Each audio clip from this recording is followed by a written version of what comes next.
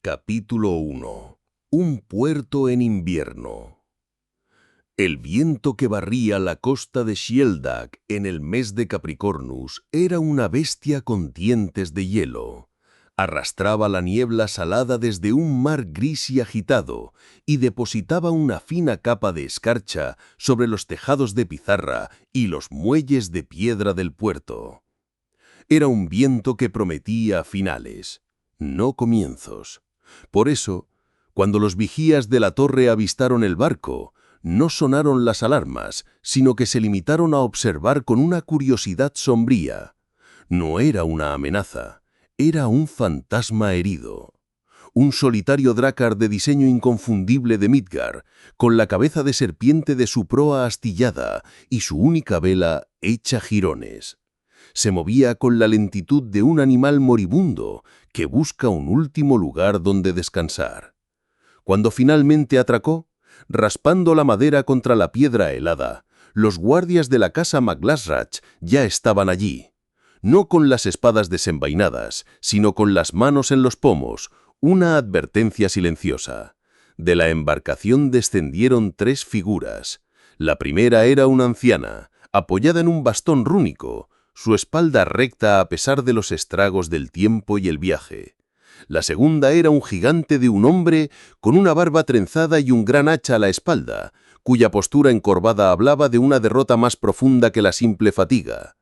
La tercera era una niña pequeña, de no más de 11 ciclos, que se aferraba a la pierna del hombre, sus ojos muy abiertos, observándolo todo con una mezcla de miedo y desafío.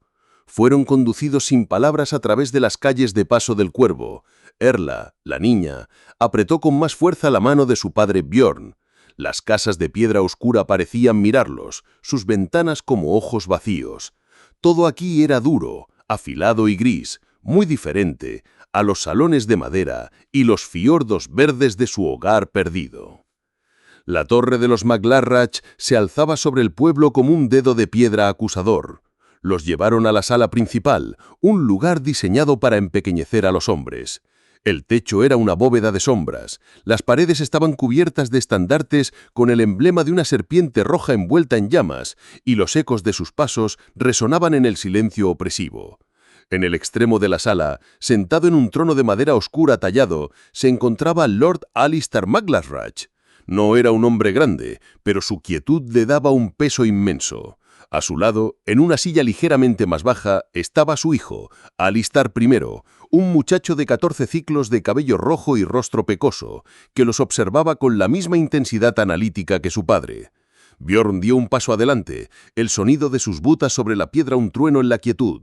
Su orgullo luchaba visiblemente contra la desesperación. «Buscamos asilo, Lord Alistair Maglarrach», dijo Björn, y cada palabra parecía costarle una parte de su alma. Su voz era un retumbar grave, espesa por el acento de Midgard.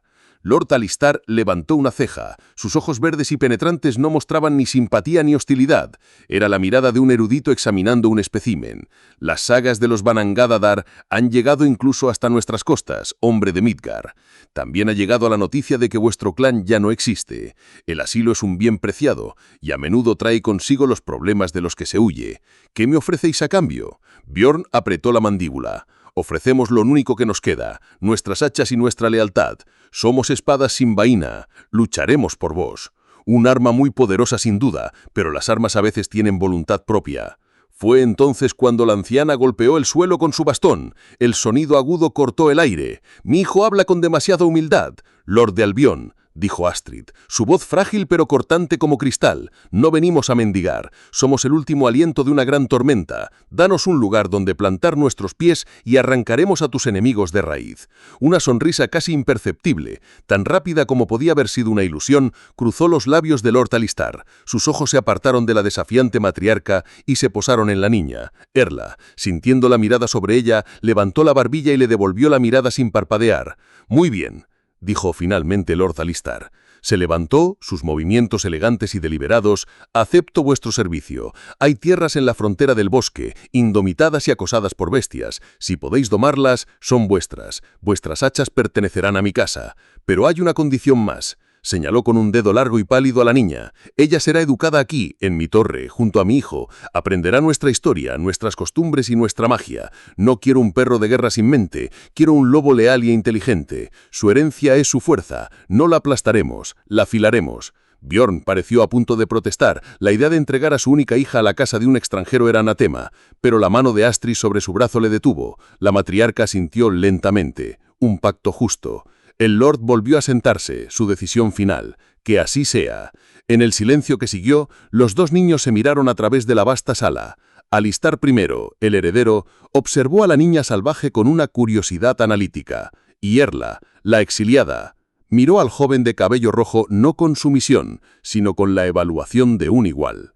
Ninguno de los dos podía saberlo entonces, pero en ese intercambio silencioso, las semillas de una leyenda y el destino de todo el norte de Albión acababan de ser plantadas. Capítulo 2. La torre y el salón. Los primeros orbis en Paso del Cuervo fueron una lección de contrastes para Erla. Su vida se dividió en dos mundos, separados por apenas 500 pasos de sendero embarrado, pero a un universo de distancia en espíritu. La mañana comenzaba en la fría y silenciosa biblioteca de la Torre Maclasraj. El tutor, un clérigo llamado Hermano Theron, era un hombre paciente de manos suaves y voz monótona. Sobre una mesa de roble pulido desplegaba mapas de Centra, pergaminos de historia y pesados tomos de filosofía de Gelas. El poder del imperio de Valoria, Erla, no reside en la fuerza de sus caballeros, sino en la cohesión de su estructura feudal, explicaba Theron, su dedo trazando las fronteras en el mapa. Erla asentía, intentando concentrarse. Miraba de reojo a Alistair sentado frente a ella.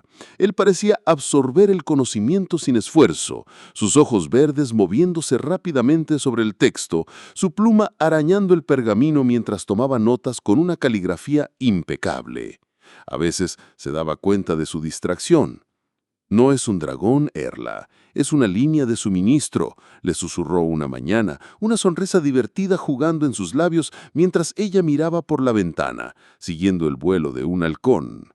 «El halcón al menos va a alguna parte», murmuró ella de vuelta, ganándose una mirada de advertencia del tutor. Alistar era su constante compañero en estas lecciones. 3 ciclos mayor, a menudo actuaba como un segundo maestro, explicándole los conceptos más complejos con una lógica que, a diferencia de la de Theron, ella podía entender.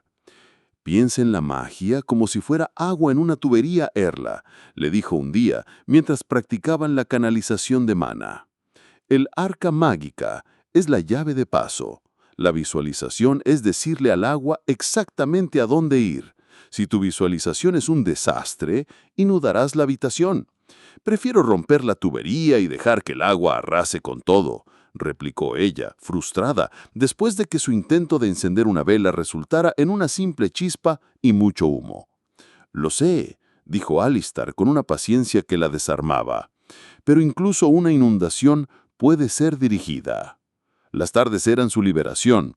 Regresaba al salón largo que su padre estaba construyendo con sus propias manos, un hogar de madera oscura y olor a pino que era un trozo de Midgard en medio de Albion. Ahí el aprendizaje era diferente. «¡Levanta el escudo!», rugía Bjorn, su hacha de entrenamiento de madera silbando en el aire. «Un guerrero que mira sus pies es un guerrero muerto. Siente a tu oponente, no lo mires». El impacto del hacha contra su pequeño escudo hacía vibrar todo su brazo, pero ella apretaba los dientes y se mantenía firme. Eran lecciones grabadas en el dolor y el sudor. Por la noche, junto al fuego, su abuela Astrid le enseñaba otro tipo de magia. No había tuberías ni llaves de paso en las lecciones de Astrid. La magia, niña, no está en los libros. Está en la sangre, en la tierra y en el cielo, decía la anciana, su voz un susurro crepitante mientras tallaba una runa en un trozo de madera. «Cuando sientas la ira, no la ahogues. Conviértela en hielo. Dale una forma. Dale un filo. El frío es más mortal que el fuego porque es una furia con propósito». Un día, Después de un entrenamiento particularmente agotador con su padre, Alistar la encontró sentada junto al río, arrojando piedras al agua con una furia silenciosa, y se sentó a su lado sin decir nada durante un largo rato. «Mi padre dice que debo aprender a mandar 1000 hombres», dijo finalmente Alistar, mirando el agua. «Me enseña sobre la moral, la logística, el terreno. Mi padre me enseña a matar a un hombre que se para justo delante de mí», respondió Erla, sin mirarlo. «Quizás», dijo Alistar, escogiendo una piedra plana, «necesite saber ambas cosas para sobrevivir aquí». Lanzó la piedra, que rebotó 3 veces en la superficie antes de hundirse. Erla lo observó y luego tomó una piedra similar. Intentó imitar el movimiento de su muñeca.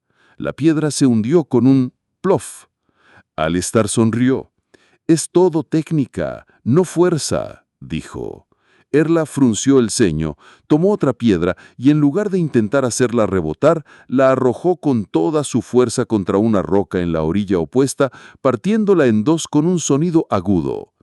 «A veces la fuerza funciona igual de bien», declaró. Alistar la miró, luego a la roca partida, y una risa genuina brotó de él. Por primera vez no era la risa divertida de un tutor, sino la de un amigo. Erla, sorprendida, se encontró sonriendo también. En ese momento, junto al río que dividía sus 2 mundos, los 2 niños encontraron un terreno común, un puente construido sobre la comprensión de que, a pesar de sus diferencias, cada uno poseía algo que el otro necesitaba desesperadamente. Capítulo 3. Londinion. Los Orbis pasaron. El salón largo de los Vanangardas se terminó, un bastión de la cultura de Midgard en el corazón de Albion. Erla creció, su cuerpo se endureció con el entrenamiento diario, sus manos se llenaron de callos.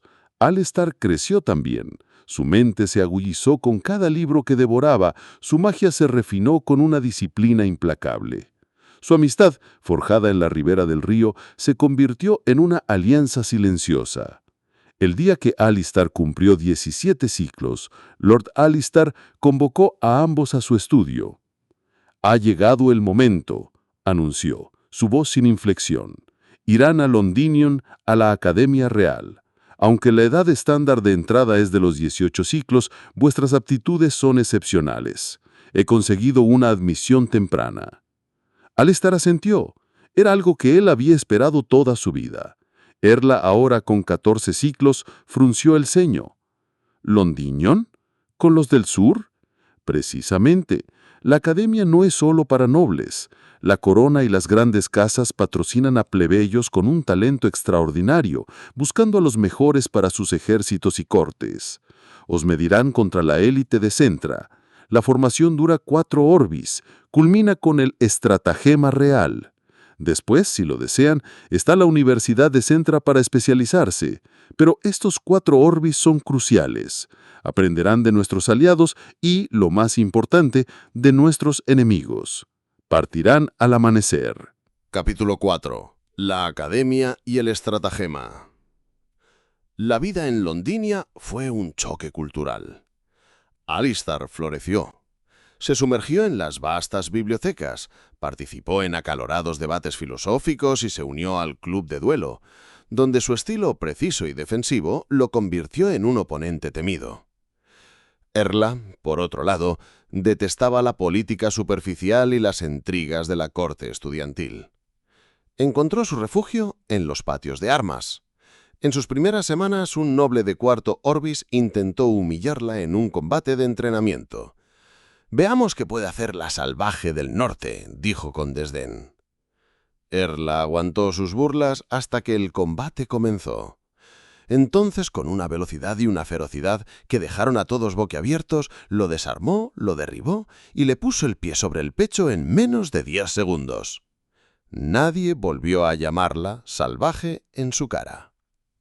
Alistar le ayudaba a navegar por las complejidades sociales y ella lo arrastraba al patio de armas, recordándole que un libro no podía parar el filo de una espada.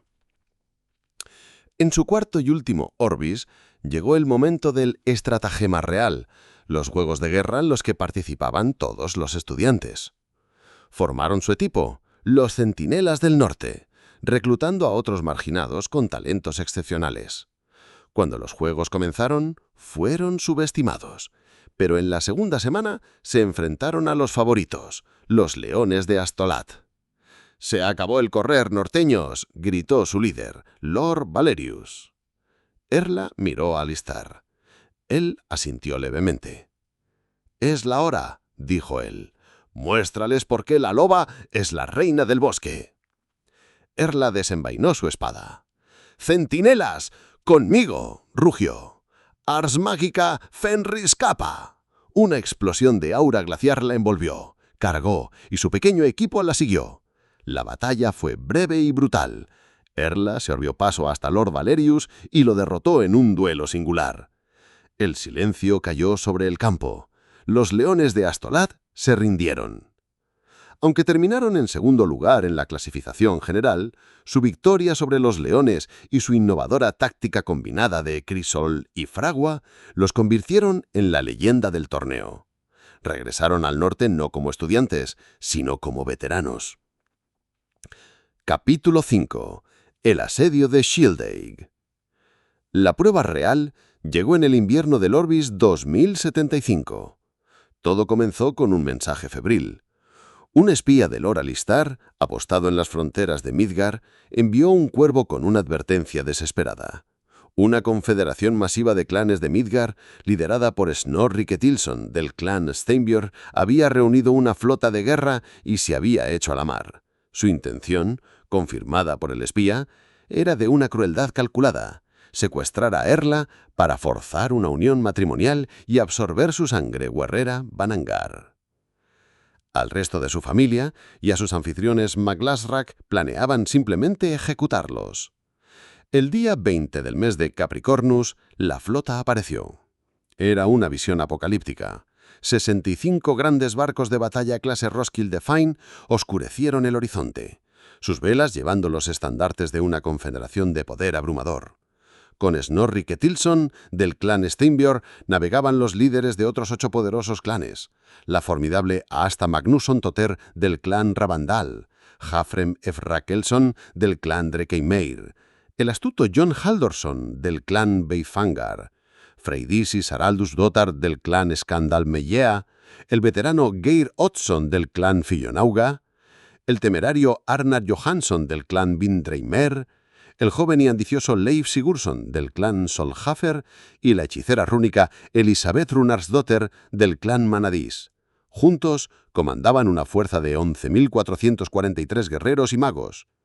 Contra este diluvio se alzaban los defensores de Shieldade, el clan Vanangar y los condes Maglasrak, con una fuerza total de 4.598 hombres y mujeres, 4 galeones viejos y un único y no probado prototipo de fragata a motor de vapor.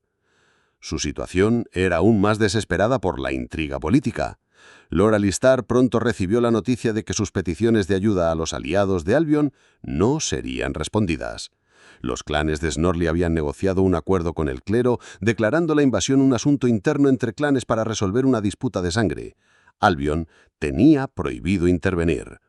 Estaban solos. La batalla comenzó en el mar. Alistar, a bordo de la nueva fragata de vapor, se convirtió en un máster titirero naval. «¡A estribor! Ahora, Ars Magica Murus Ineris», ordenaba. A pesar de la buena coordinación en la defensa de la costa, los navíos de Shieldade, con la solitaria fragata a la cabeza, no fueron suficientes para detener a toda la flota enemiga. La mitad de los dracares logró atravesar la defensa y desembarcar a sus guerreros en la playa, trasladando la lucha a las calles de la ciudad y obligando a Alistar a reorganizar su defensa ahora en tierra. Durante 7 días, Shieldade fue un infierno. Erla y su padre Bjorn estaban en todas partes, un par de torbellinos de acero y hielo, sus armaduras pronto cubiertas de sangre y lodo. «¡Aguantad! ¡Por vuestros hogares! ¡Aguantad!», gritaban, su fervor contagiando a los defensores. Mientras tanto, lo alto de la torre Alistar luchaba junto a su padre, Lord Alistar, lanzando condijos avanzados para diezmar las filas enemigas y organizando los movimientos de las tropas con una precisión letal. «Erla, a tu izquierda, un grupo de berserkers en la puerta oeste». Su voz resonaba en la piedra rúnica que ella llevaba. En el 7º día, el asalto final fue repelido. La confederación invasora, rota y desmoralizada, huyó en los barcos que les quedaban. La victoria de los Banangar y Maglasrak fue un testimonio de su habilidad y tenacidad, pero tuvo un coste terrible. Aproximadamente 1.200 de sus defensores habían caído y uno de sus galeones se había hundido. Sin embargo, el golpe infligido al enemigo fue catastrófico, con unas pérdidas estimadas de más de 4.000 guerreros. Los navíos enemigos que sobrevivieron se perdieron en la niebla del norte, huyendo con los restos de sus fuerzas hacia una región remota del Ártico a 200 kilómetros de Midgard, donde se rumoreaba que tenían un fuerte secreto.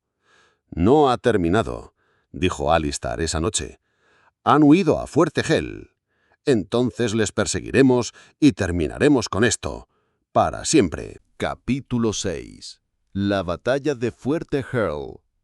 La persecución los llevó a las desoladas aguas del Ártico. El frío era un enemigo en sí mismo, un adversario silencioso que se aferraba a la madera de los barcos y a los huesos de la tripulación. El día 2 del mes de Aquarius del Orbis 7025, mientras se acercaban a la fortaleza de hielo y roca negra de Fuerte Hel, una nueva flota apareció en el horizonte. «Más enemigos», masculló Erla, agotada, su mano instintivamente buscando el hacha.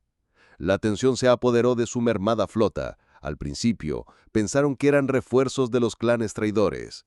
Pero Alistair, observando a través de su catalejo, negó con la cabeza, una lenta sonrisa formándose en su rostro. «No. Ese es el estandarte del Konungar». Lo que los clanes enemigos no contaban en su arrogancia era que su invasión no autorizada se consideraría una traición a su propio rey. El Konungar de Midgard, Thorvaldur Drakensword, furioso por el desafío a su corona, había zarpado con sus leales. Junto a la guardia personal del rey de 1.558 guerreros, navegaban 3 de los clanes más poderosos y fieramente leales. Sigridur Bjarnadottir del clan Elfjall, con 1.423 de sus mejores luchadores. Einar Thorsteinsson, del clan Ulfskal, con 1.005 hachas. Y Skuli Aronsson, del clan Hafnjord, con una fuerza de 1.652. Su poder combinado se unió a los aproximadamente 3.300 defensores de Shieldike que quedaban, formando una imponente armada aliada de casi 8.938 guerreros. La batalla que siguió en Fuerte Hel fue de una brutalidad sin parangón. El asalto a la fortaleza fue una carnicería desesperada por ambos bandos, y pronto las tierras blancas y el hielo del mar quedaron empapados de sangre. La victoria fue para la alianza del Konungar, pero fue una victoria pírrica, comprada a un alto precio en vidas. Al final Thorvaldsson capturó a los líderes traidores sobrevivientes. «¿Quiénes financió?», demandó el Konungar, su espada en la garganta de Snorri. Snorri solo sonrió, con los dientes ensangrentados, una última burla desafiante en su mirada. «El mundo es más grande de lo que crees, viejo rey». Tras esta última insolencia, Snorri y los otros líderes fueron sentenciados. El Konungar reunió a sus hijos y herederos.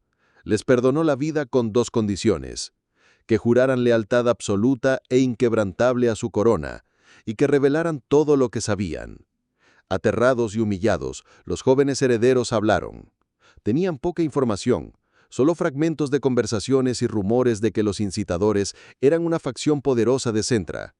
Los que conocían la verdad completa, los que habían hecho los pactos y recibido el pago, eran los líderes de clan, y estos prefirieron morir antes que revelar los nombres de sus patrocinadores. El secreto se lo llevaron a la tumba. La victoria era suya, pero la guerra, se dieron cuenta, acababa de comenzar, y la sombra de un enemigo sin rostro se cernía ahora sobre todos ellos. Capítulo 7. El preludio de una gran guerra.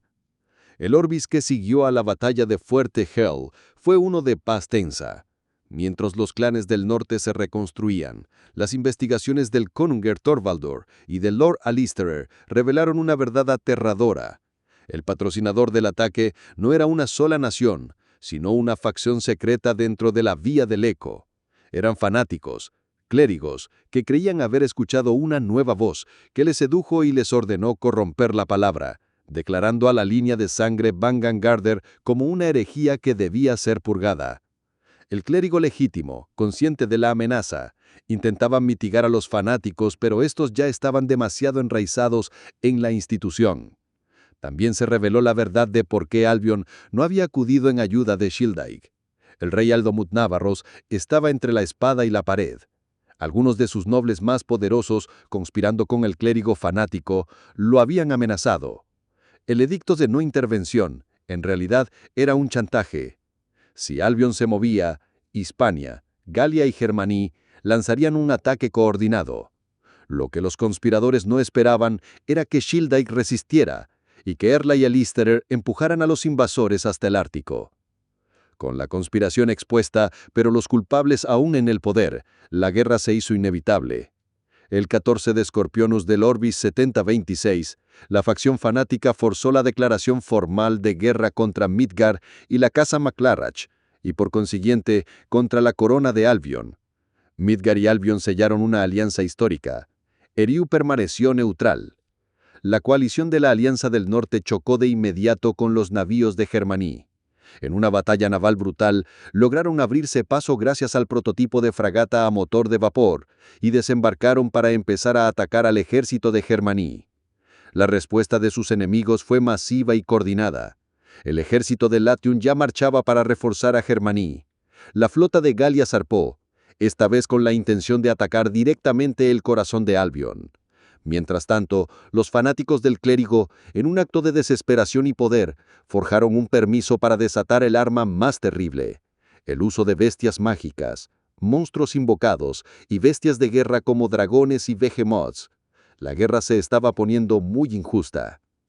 En medio de este caos, un agente solitario llegó con 2 cartas al campamento de la Alianza. El mensaje iba dirigido a los 4 jóvenes líderes de la causa: Erla Björnsdotter, del clan Bangangarder, Alistair II MacLarrach, Eirik Thorvaldsson, hijo del Konungur de Midgard, y Godric Dum Návarros, segundo príncipe de Albion.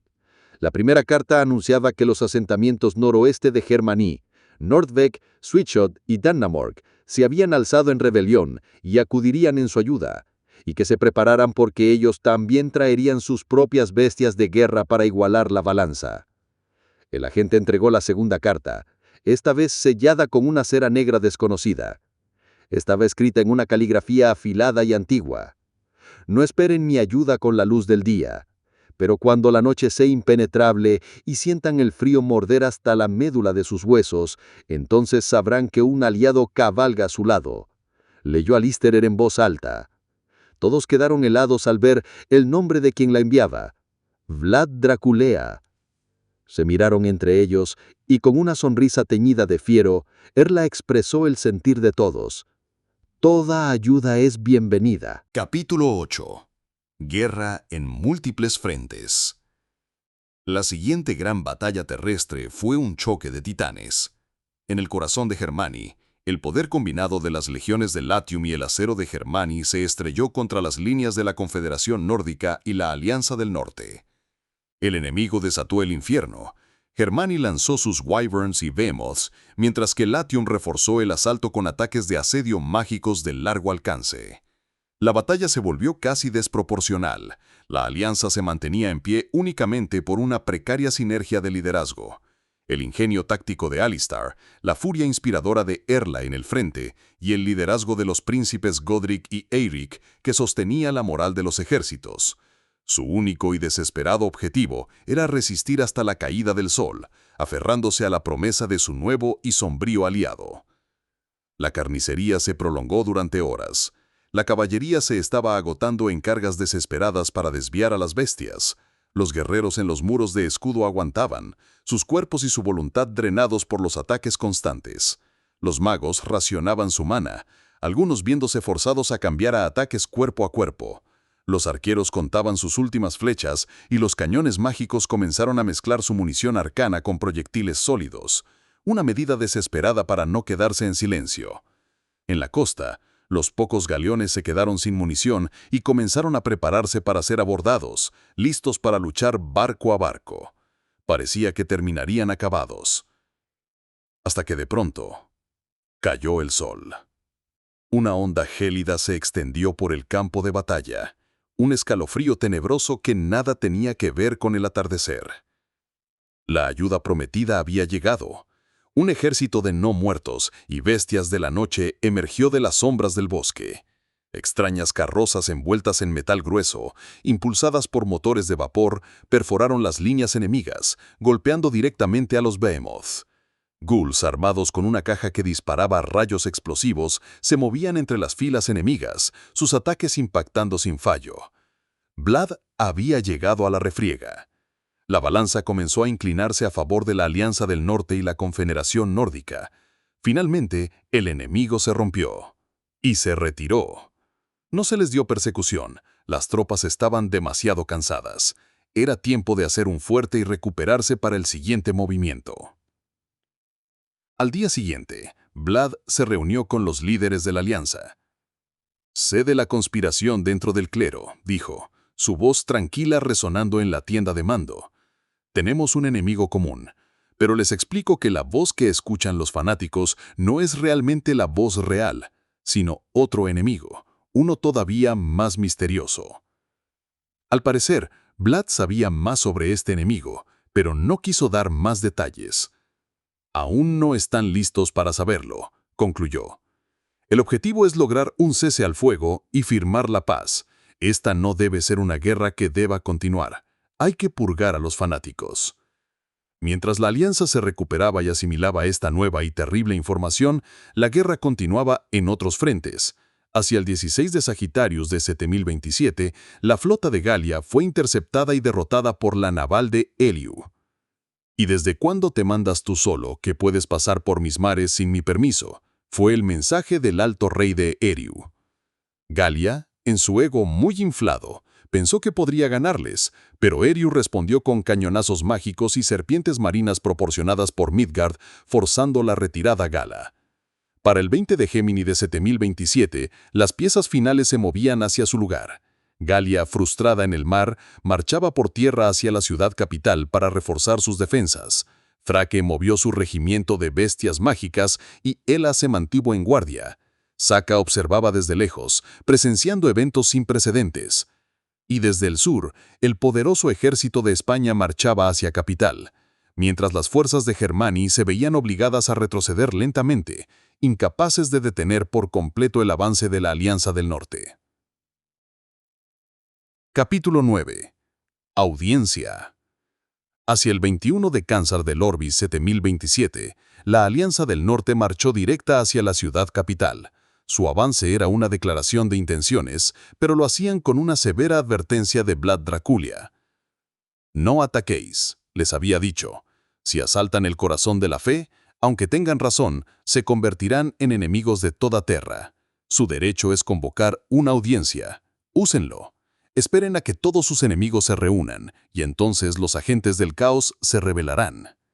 El 2 de Leo, la escena estaba preparada. La ciudad capital estaba fuertemente resguardada, preparada para un asedio. El miedo y la incertidumbre flotaban en el aire. La noticia de la impía alianza entre los reinos del norte y el hereje Vlad se había expandido como la pólvora. Cuando el heraldo de la Alianza del Norte solicitó formalmente la audiencia, los clérigos corruptos se burlaron e intentaron rechazarla. Pero en ese momento, un mensajero llegó a galope tendido, desde el sur. La tierra comenzó a temblar y un canto profundo y resonante creció en volumen. El ejército de Hispania había llegado. Toda su fuerza militar marchaba en una columna interminable. Una sonrisa de triunfo se dibujó en los rostros de los clérigos. «La guerra termina hoy», murmuraron. El rey en persona, Guillermo I del Morés de Ecrubal, viajaba a la cabeza de su ejército.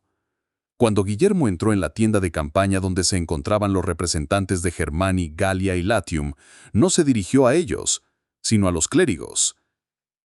«¿Por qué no ha empezado la audiencia?», ¿Que no ven que están solicitando una audiencia?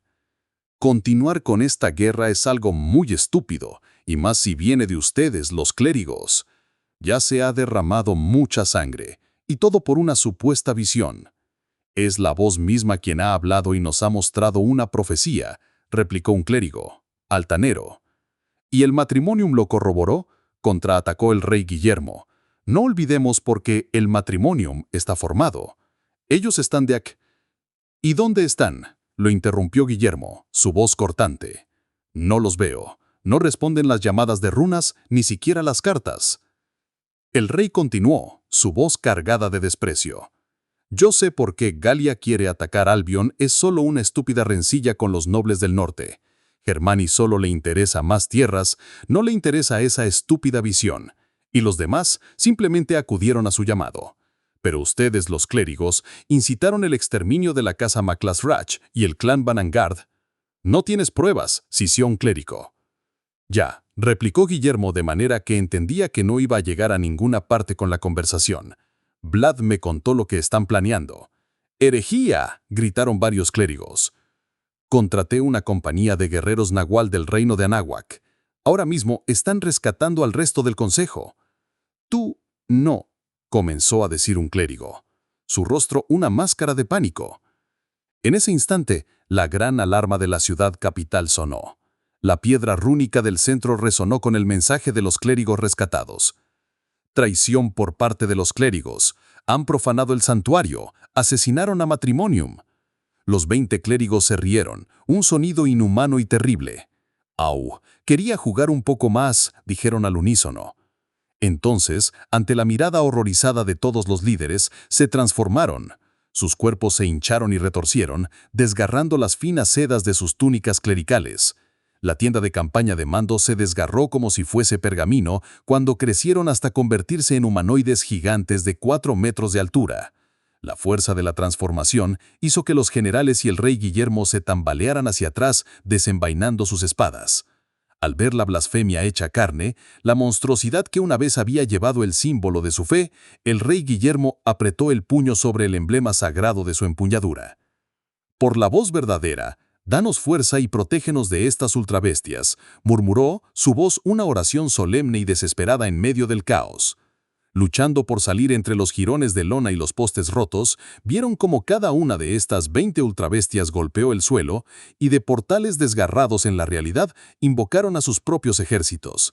Abominaciones parecidas a artrópodos, cada una moviendo sobre 10 extremidades afiladas, con un torso semihumanoide, del cual brotaban brazos adicionales, terminados en garras afiladas y cubierto por una coraza segmentada que brillaba como el hierro negro.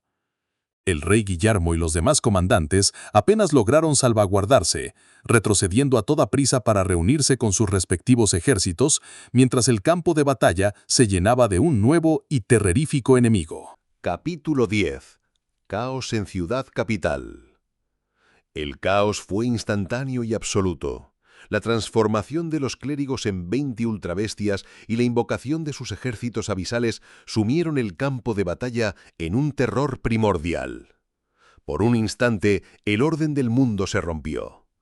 Luego, las voces de los líderes se alzaron, forjando una nueva y desesperada alianza a partir de los restos de antiguas enemistades. El campo de batalla se dividió en 3 frentes de pura supervivencia. En el centro, el rey Guillermo de Hispania tomó el mando. «Formad falanges, picas al frente, magos de Latium, fuego de supresión». Sus legiones, junto a los disciplinados regimientos de Germani y Galia, se enfrentaron al grueso de la horda y a 8 de las ultrabestias.